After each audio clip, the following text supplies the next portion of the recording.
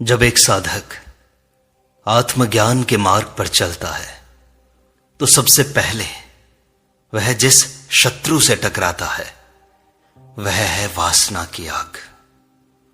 यह आग बाहर से नहीं आती, यह भीतर ही कहीं चुपचाप जलती रहती है, कभी इच्छा के रूप में, कभी स्मृति के रूप में, कभी आकर्षण के रूप में। यह हमारे चित्त को अशांत करती है, मन को नीचे खींचती है और आत्मा को ढक लेती है। श्री राम कृष्ण परमहंस इस ज्वाला को अच्छी तरह पहचानते थे। वे जानते थे कि जब तक साधक वासना को जड़ से नहीं समझेगा, वह चाहे जितनी पूजा करे, ध्यान करे, शांति नहीं पा सकता। उन्होंने वासना को न तो केवल दमन करने को कहा, न ही उसे स्वीकारने को कहा। उन्होंने उसे जागरूकता, प्रेम और ईश्वर की कृपा से जलाने की बात की। एक दीपक की तरह जो उस घने अंधकार में टिमटिमाता है, जहां मन हार मानता है। श्री राम कृष्ण की शिक्षाएं वहां काम आती हैं। ये शिक्षाएं सिखाती हैं कि वासना कोई शत्रु नहीं, बस भूल से उपजा हुआ भ्रम है, और यह भ्रम केवल प्रेम, ध्यान और सच्चे आत्मबोध से ही मिटता है। यदि आप भी भीतर उठती उस अग्नि से थक गए हैं, यदि आप भी बार बार गिरकर संभलने का साहस खो बैठे हैं, तो ये शिक्षाएं आपके लिए हैं। श्री राम कृष्ण परमहंस की करुणा से निकली अमृत बूंदें हैं जो वासना को जलाकर आत्मा को प्रकाशित कर देती हैं। श्री राम कृष्ण कहते हैं, वासना तब तक जलती रहती है जब तक मन विषयों की ओर खींचता है। वासना की अग्नि को शुद्ध प्रेम रूपी जल से बुझाओ। जब प्रेम ईश्वर में हो जाए तब मन बाहर नहीं दौड़ता। जैसे सूर्य की तेज किरणें जल को सुखा देती हैं, वैसे ही ईश्वर का प्रेम वासनाओं को सुखा देता है। प्रेम में त्याग है, लेकिन वासना में स्वार्थ है। प्रेम में मन निर्मल होता है, वासना में मन अशांत हो जाता है। इसलिए जब तुम सच्चे हृदय से प्रेम करने लगो, मां काली से, भगवान से, ठाकुर से, आत्मा से, जो तुम्हारा प्रियतम हो उससे, तब भीतर की सारी गंदगी धीरे धीरे धुलने लगती है। यह धुलाई ही साधना है, यही तपस्या है। शुद्ध प्रेम वासना का सर्वश्रेष्ठ समाधान है। वासना का पहला शत्रु है विवेक। वासना अज्ञान से उत्पन्न होती है। जब मन यह नहीं समझता कि स्थायी सुख क्या है, तब वह अस्थायी सुख की ओर दौड़ता है। श्री राम कृष्ण कहते हैं, जैसे दीपक अंधकार को मिटाता है, वैसे ही विवेक वासना को मिटा देता है। जब तुम यह भेद करने लगते हो कि कौन सी वस्तु आत्मा को ऊंचाई देती है और कौन सी गिराती है, तब तुम्हारी आंखें खुलती हैं। वासना मोह है, विवेक प्रकाश है। विवेक से तुम समझते हो कि तुम शरीर नहीं हो, तुम आत्मा हो, चैतन्य हो, और चैतन्य को वासना स्पर्श भी नहीं कर सकती। इसलिए हर बार जब वासना सिर उठाए, तब उससे पहले विवेक को बुलाओ। यही तो जागृति है। वासना पर विजय पाना आत्मा की पहचान से होगा। श्री राम कृष्ण कहते हैं, तुम शरीर नहीं हो, आत्मा हो। जिस दिन यह अनुभव हो जाए, उसी दिन वासना की जड़ कट जाती है। वासना शरीर की पहचान से उत्पन्न होती है, लेकिन जब साधक यह जान जाता है कि वह नश्वर देह नहीं है, बल्कि सच्चित आनंद स्वरूप आत्मा है, तब वासना उसे स्पर्श नहीं कर पाती। आत्मा को कुछ भी नहीं चाहिए, न काम, न क्रोध, न भोग। जब तुम ध्यान में बैठते हो और भीतर झांकते हो तो तुम्हें एहसास होता है कि असली सुख बाहर नहीं भीतर है। वही सुख तुम्हारे होने का स्वरूप है। यह जानना ही मोक्ष का द्वार खोलता है। यही अनुभव वासनाओं की आग को एक क्षण में बुझा देता है। अपनी इंद्रियों की लगाम साधना से कसो। वासना इंद्रियों के रास्ते भीतर आती है। आंख देखे, मन चाहे, कान सुने, मन डोल जाए।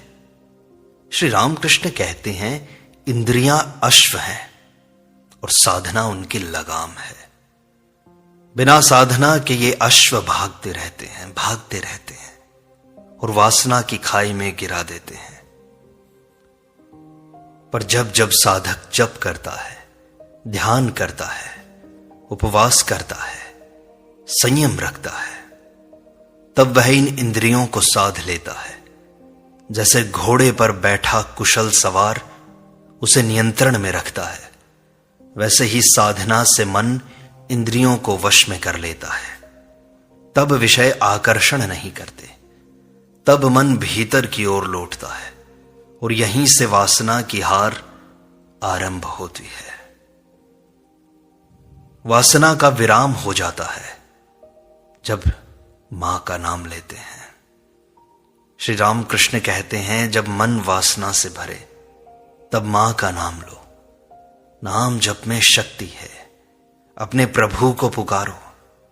जैसे आग बुझाने के लिए पानी की धार चाहिए, वैसे ही वासना की आग को भगवान के नाम से बुझाओ। नाम का उच्चारण जितना गहरा उतना प्रभावी। जब मन विक्षिप्त हो तब मां मां मां जपते रहो। धीरे धीरे भाव उत्पन्न होगा। हृदय से मां प्रकट होंगे और जिस घर में मां बैठ जाती है वहां वासना का प्रवेश नहीं होता। मां का नाम ही रक्षक है, नाम ही अस्त्र है, नाम ही तप है। यही श्री राम कृष्ण का सूत्र है। वासना आए तो गहरा नाम जपो। सेवा में वासना गल जाती है।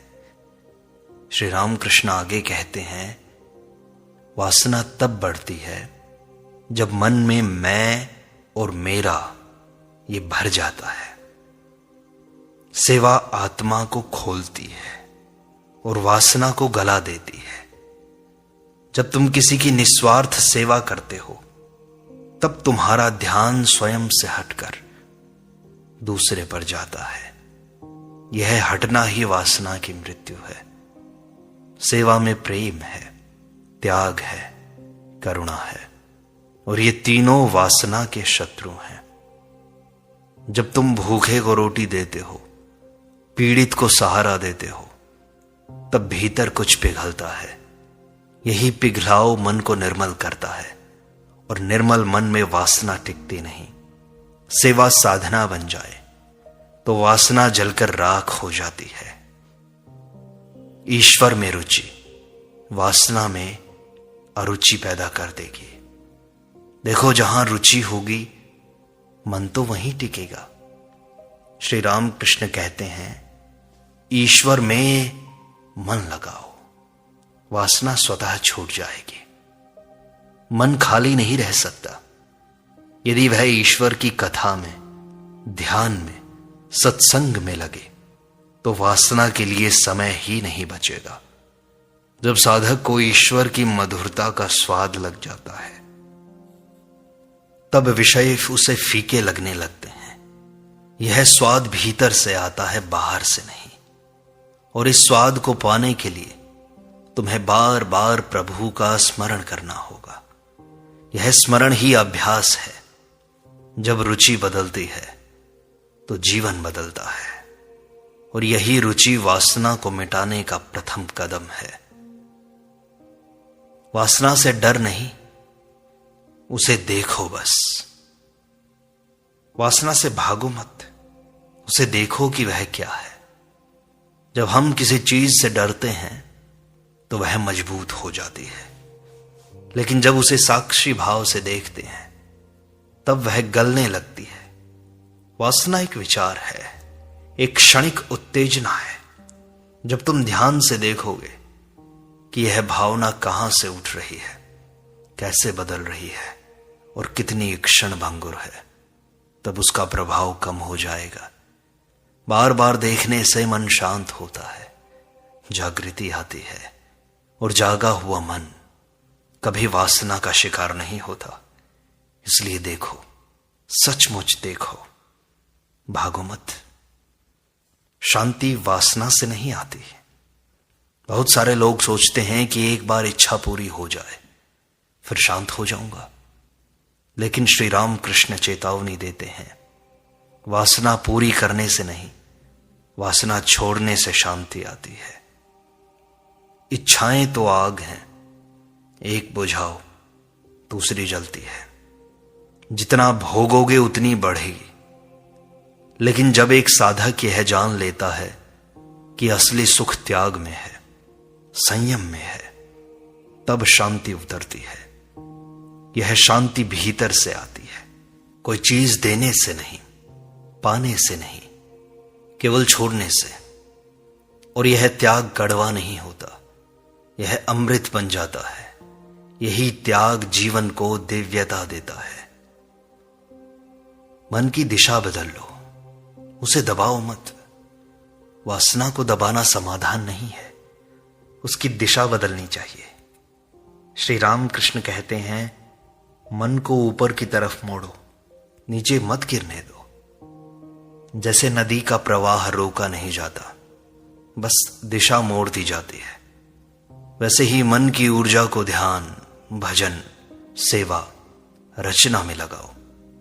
यदि उसे रोकोगे तो वह विस्फोटक हो जाएगी, लेकिन यदि उसका मार्ग बदल दो तो वही शक्ति साधना बन जाती है।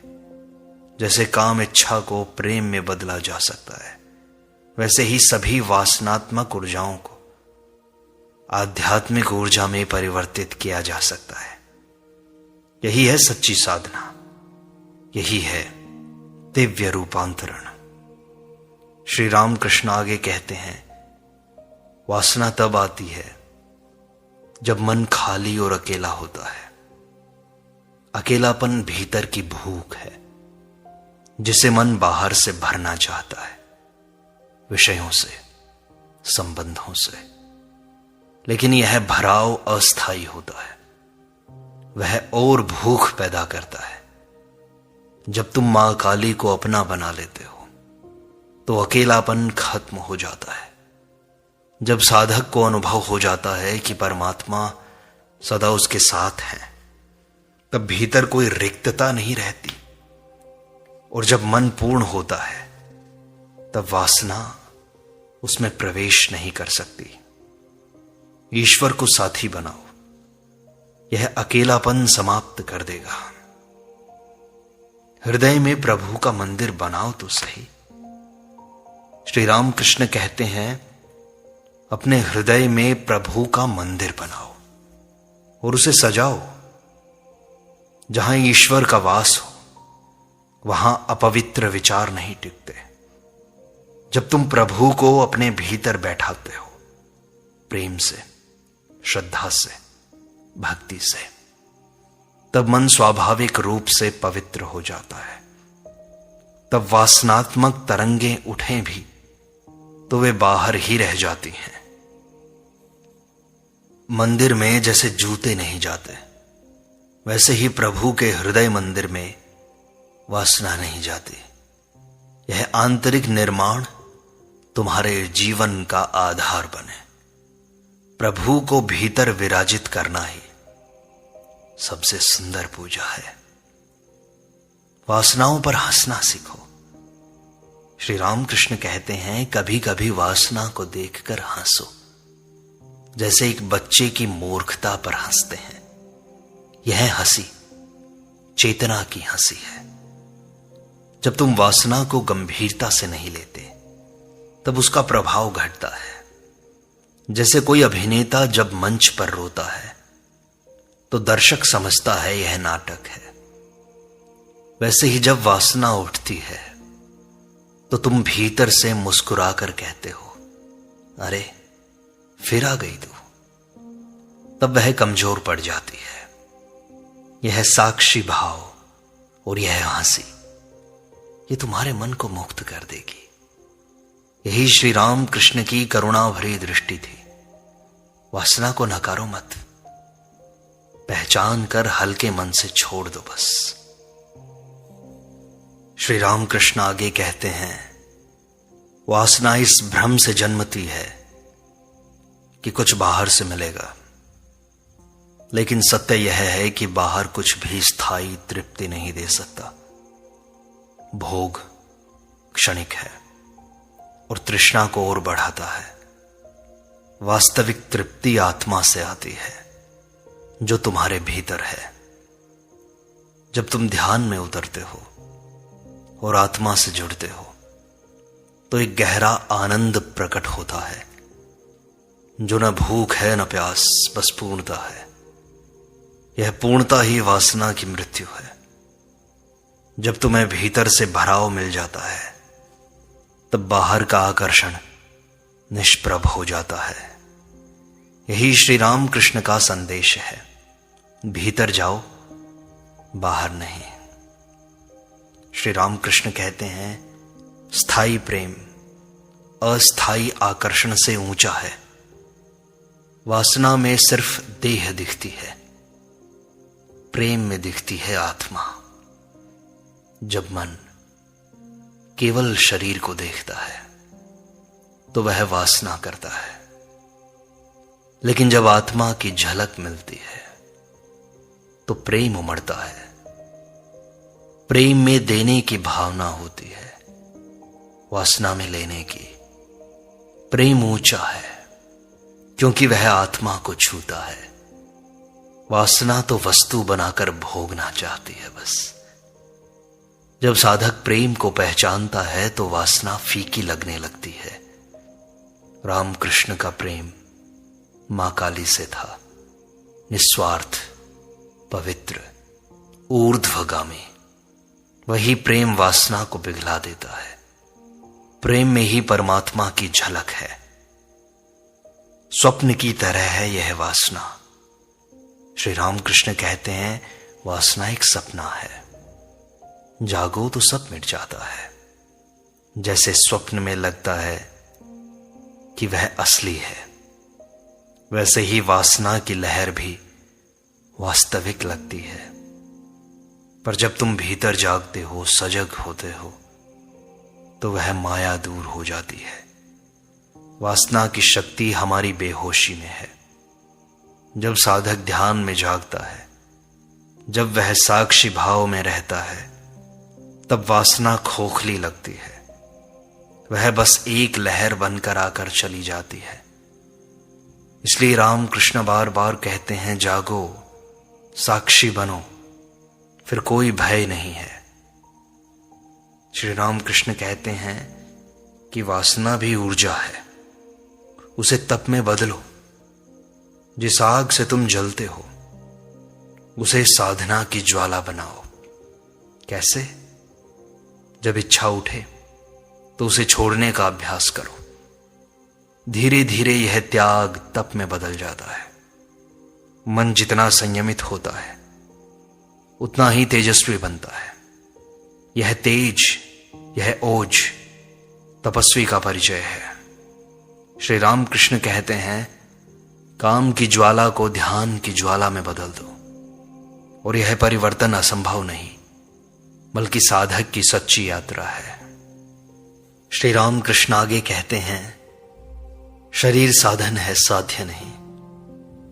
जब तक हम शरीर को भोग की वस्तु मानते रहेंगे, वासना हमें वश में रखेगी। लेकिन जब शरीर को ईश्वर की सेवा का माध्यम समझने लगते हैं, तब उसकी मर्यादा समझ में आती है। शरीर को पवित्रता का पात्र बनाओ, वासना का नहीं। इसे प्रभु की पूजा के योग्य बनाओ, विषय भोग का साधन नहीं। यही दृष्टिकोण वासना से मुक्त करता है। शरीर को सही दृष्टि से देखना ही संयम की कुंजी है। श्री राम कृष्ण कहते हैं, मृत्यु का स्मरण वासना को जलाता है। हर दिन यह याद रखो कि शरीर नश्वर है, मर जाएगा। इस शरीर को मरना है। जब मृत्यु सामने आती है तब वासना लज्जित हो जाती है, इच्छाएं मिट्टी में मिल जाती हैं। जो आज आकर्षक लग रहा है कल शव हो जाएगा। यह स्मृति साधक को जागरूक बनाती है। जब तुम ध्यान करते हुए मृत्यु को महसूस करते हो, उसकी शांति को, तब वासना तुम्हारे पास नहीं ठहर सकती। मृत्यु का ध्यान जीवन को शुद्ध करता है और वासना को स्वाभाविक रूप से दूर कर देता है। श्री रामकृष्ण कहते हैं, वासनाओं को शब्द मत दो। वासना शब्दों से बल पाती है, उसे दोहराओ मत। बस जब मन में विकार उठे तो पकड़ो मत, उसे शब्द मत बनाओ। वैसे ही तुम उसे बोलते हो, मन में या बाहर, वह और गहरी हो जाती है। पर यदि तुम उसे चुपचाप जाने दो तो वह स्वयं मिट जाएगी। यही मौन की शक्ति है। यही मौन मन को मुक्त करता है। श्री रामकृष्ण कहते हैं, शब्द से संसार है और मौन से है मुक्ति।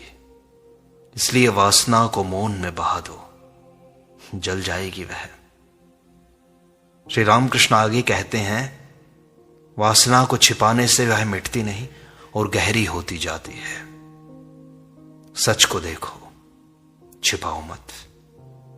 जब साधक अपने भीतर की स्थिति को स्वीकार करता है, हां यह वासना है, मैं इसे देख रहा हूं, तो भीतर प्रकाश आता है। यह प्रकाश ही उपचार है। छिपाना अंधकार है और अंधकार में वासना बढ़ती है।